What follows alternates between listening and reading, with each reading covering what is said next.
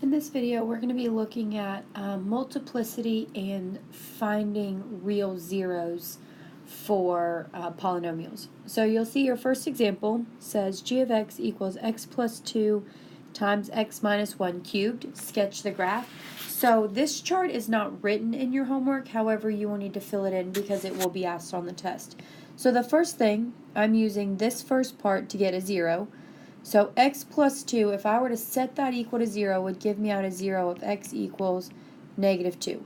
The multiplicity on that thing is a 1.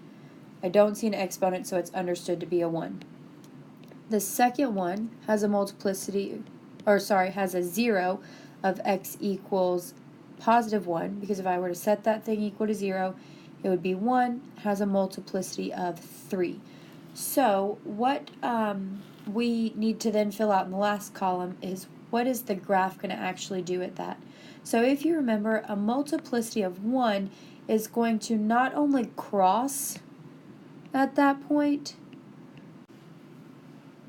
at a straight line, so we're going to cross straight through the point.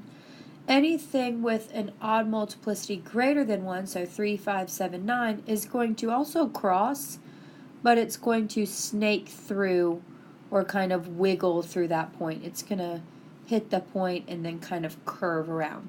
So let's get these points plotted. So I have negative 2, and then x equals 1. Now you're going to use your calculator to kind of fill in these other curves. So take a second, pause the video, type this thing into your calculator. Now that you've got the calculator displaying the graph, you'll notice that the graph comes down from this point. It crosses exactly. It looks like it then curves back up, and then it's going to snake through that second one. Alright, so here's my second example. Notice the directions have changed. They don't say sketch the graph, it says factor and graph it. So really it's taking this thing in standard form and making it look like the previous example in factored form, and then using that with the multiplicities to graph it. So this is one level harder than the previous example. So the first thing I'm going to do is type this thing into my calculator because I want to know, are there any real nice zeros that I can pull out from the graph and then use synthetic division on. So pause the video, type that thing in your calculator.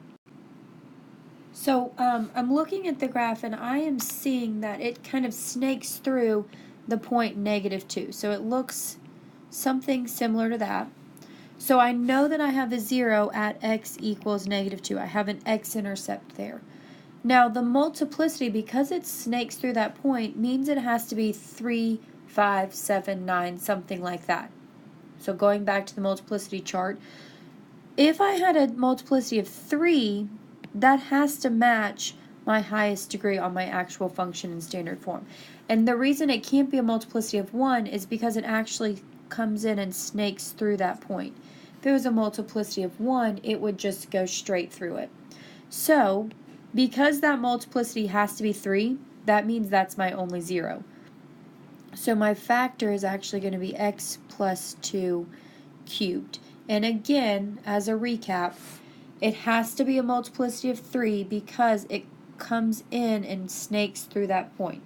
If it was straight, that would be a multiplicity of 1, which would mean I would have to have more zeros. So this multiplicity of 3 counts as negative 2, negative 2, negative 2, which gives me my 3 solutions.